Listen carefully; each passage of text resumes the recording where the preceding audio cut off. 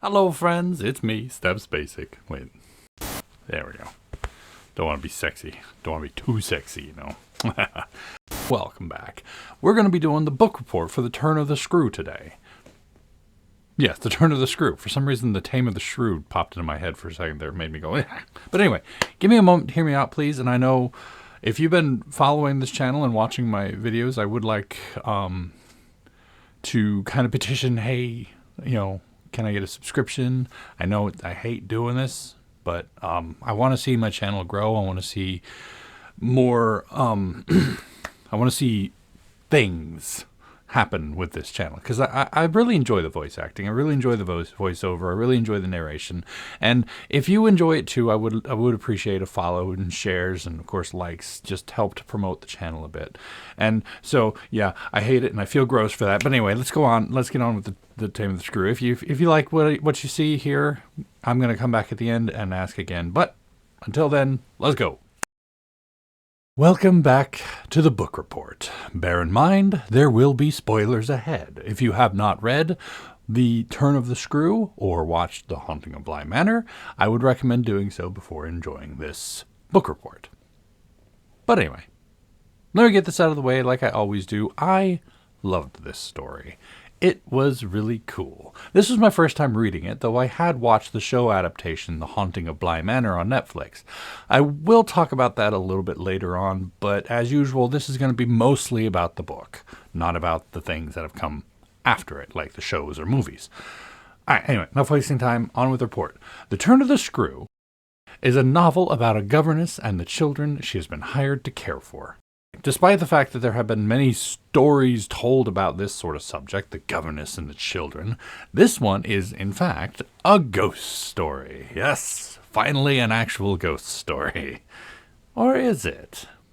Not clarify. There's a fun trick behind this book that I found interesting, but we'll get into that a bit later when we discuss the themes. Though, in keeping with the tradition I have accidentally established so far, this is a story about a person telling a story. I know, it's weird. The last 3 books have been stories told about storytellers. No big deal, right? It's a third-hand account. That's all that really matters. It begins in a hall with a group of friends telling each other ghost stories. Our narrator steps forth to allude to the fact that he has a better story than all the rest, as not only is his true, but it involves the lives and innocence of children. He obviously knew the caretaker at one point in his life. I admit I don't remember how he knew her, maybe as his own governess after the fact. But he does mention that he had feelings for her at some point. But none of that is really important. After some trifling bits, he finally begins the story. And we will begin with the setting. So for the most part, The Turn of the Screw takes place in Bly Manor. The manor is the home of the uncle of the 2 children mentioned later.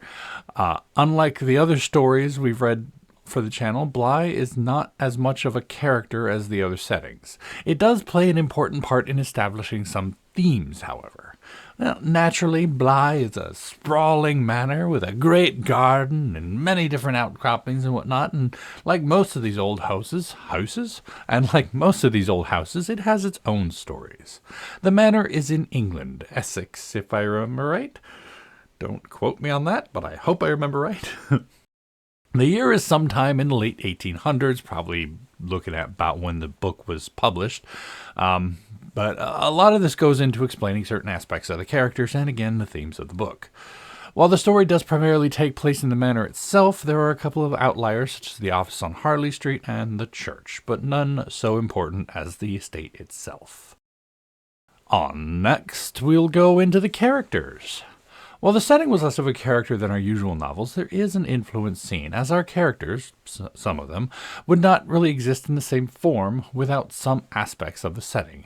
Mrs. Grose, for example. She is the loving caretaker of Bly Manor, the head lady, if you will. And let's face it, not many homes these days have ladies like her.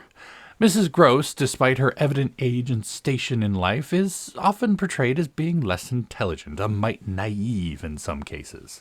Even though she can't read, she is by no means dumb. She's just not traditionally smart, as it were. She is a woman with a big heart, however. The way her love for the children and how quickly she and our protagonist become friends is evidence of that. This leads us, of course, to the two characters who are never truly named. The first being the uncle, who is the master of the house, and never gets called anything but that. Well, he also gets called master and uncle, so those are the two things that he gets called. Presumably he would be Mr. Bly, but you know how these estates can be. He, in turn, hires the governess, who is the main protagonist and focus of our story. Weirdly enough, that she doesn't get a name either. I only now just realized this as I was writing the report. You would expect the main character would have a name, but now she's only referred to as Miss or Dear or Governess. No actual name. But regardless of that, she is still a pretty powerful character. She's smart, quick-witted.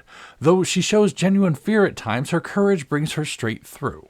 She is kindly, immediately loving her charges, and willing to lay down everything for them. This is the sort of thing you expect from a governess, of course. No wonder the uncle hired her, I guess. He, on the other hand, doesn't strike me as much of a man at all.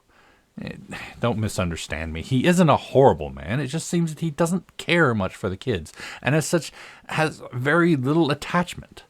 Beyond that, it's implied and stated outright in a few cases that he is so detached that he doesn't really want to know anything about anything involving them. I forget the exact wording, but the governess mentions that she didn't want to disturb him with the events, even going so far as to hide the boy's expulsion from school. True, this is in part her own hang-up as well, not wanting to appear incapable, but the implication that he wouldn't want to know is there. Next, I suppose we should talk about the children. They are pretty important, and we should mention them. Little Miles and Flora. The boy, Miles, is the elder at 10, while Flora, the girl, is barely 8. I know it's funny to reference their ages like that, but there's a purpose in it. At many times and points in the story, the fact that Miles is older than Flora is not only made to seem important, but also exaggerated so that I often believe that she was half his age at most. Not really important, but it did seem kind of weird. He even calls her like a little girl in diapers. And like, she's 8. She shouldn't be in diapers anymore.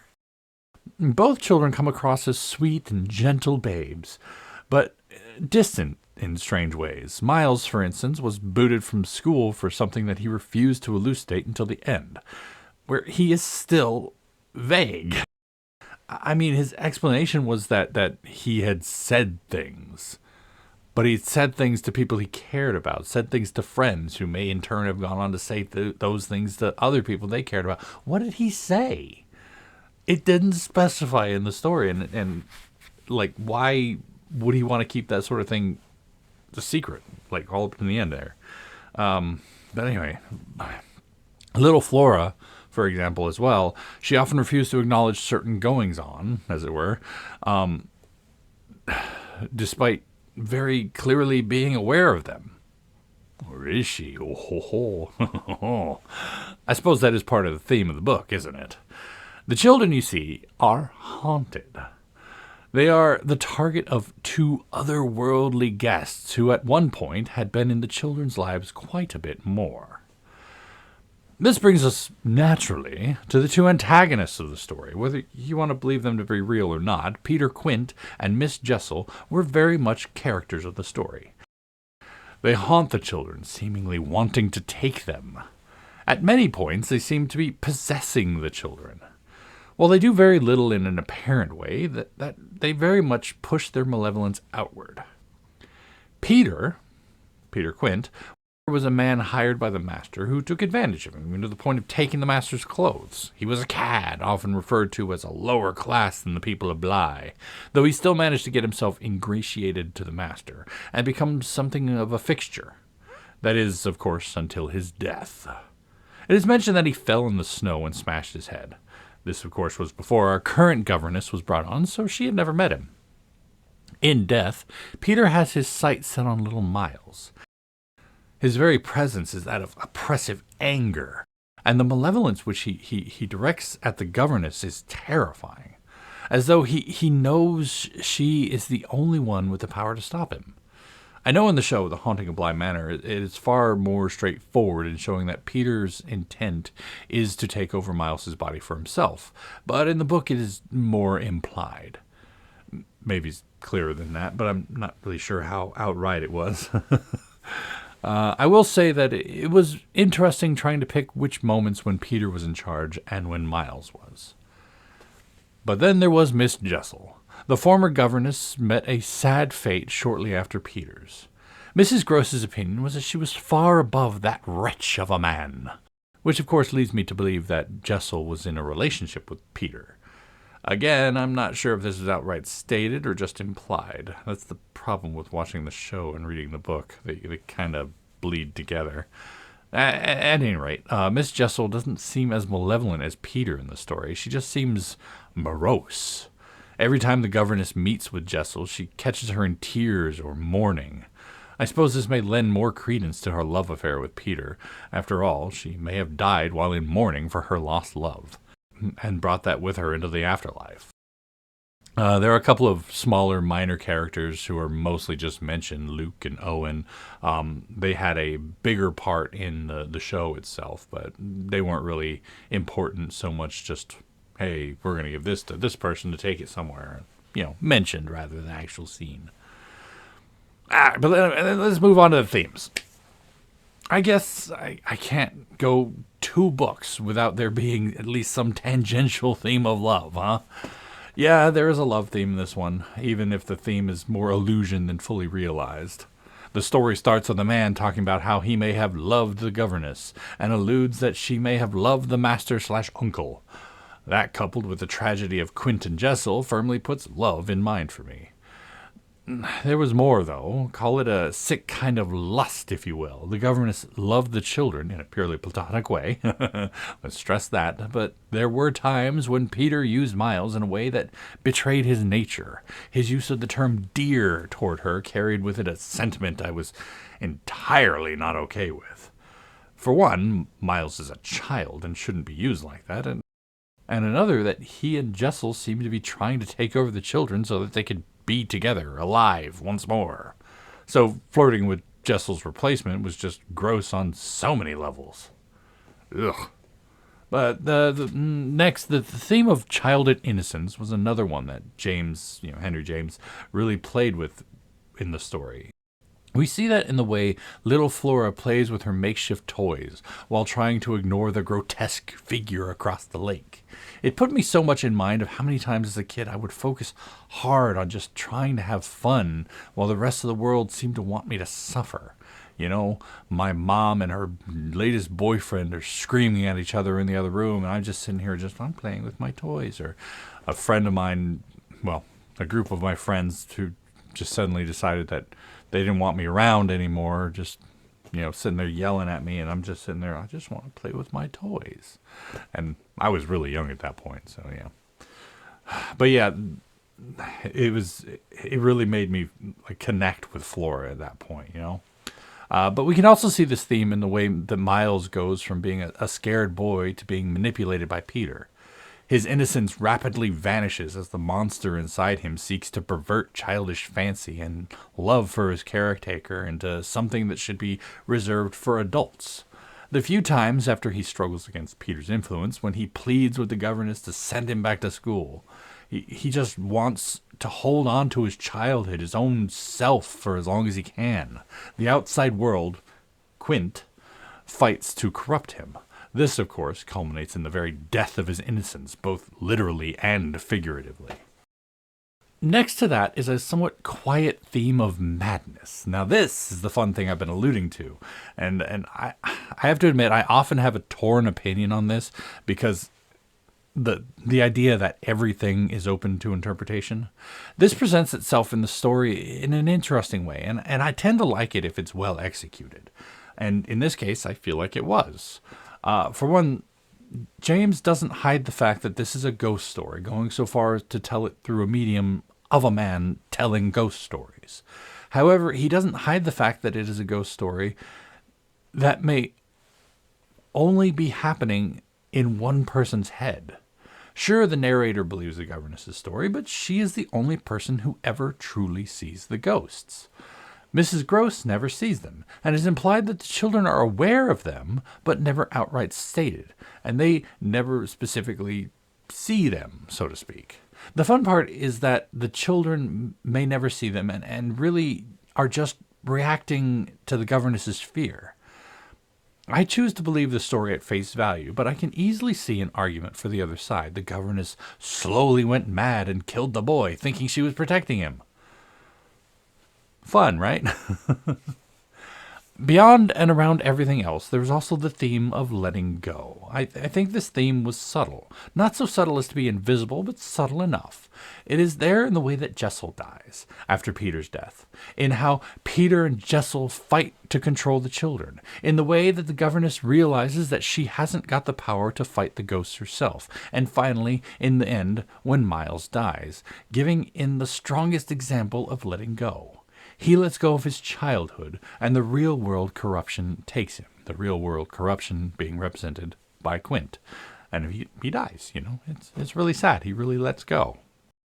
In conclusion, ultimately, as I said, I enjoyed this book. While it did involve themes that I can take or leave, it comes down to execution. Like I said, if it's done well, I like it. And James executed them fantastically. It was a well-told ghost story, bite-sized so as not to overstay its welcome, and yet deep enough to push me to want to read more. The few complaints I had were in the style, not substance. There were a number of parts that were difficult to read, 3 or 4 paragraphs that were really just one long run-on sentence, some weird spelling, and a bit of choppy, clunky bits. Apart from that, I wasn't a fan of the abrupt ending, literally built up to a sudden drop with no substance. Why did Miles die? Was it the stress? And what of Flora? With Peter's vessel out of the picture, would Jessel just give up? More questions left unanswered than I like at the end of the story. Still, it was very well told. I do understand that the end was more about the theme than the actual death, which does help me to see it in a better light. Overall, I would have to give this book a solid 8 out of 10. Read it. If you are even slightly proficient at reading, it'll be a quick couple of hours and a story that will tickle the back of your mind for years to come. Anyway, thank you again for giving me your time, and if you enjoyed this, please do subscribe and follow me for more. I read the books, I read the poetry, I read short stories, all sorts of things, and I do these on occasions. I'd like to get more attention to my narration and more attention to my voice acting, and I very much would appreciate your help because I can't do it alone. If not, if you don't want to share, you don't want to follow, that's okay too. I would like to thank you so much for joining me, watching to the end of this video, and of course, keep on reading. Good night.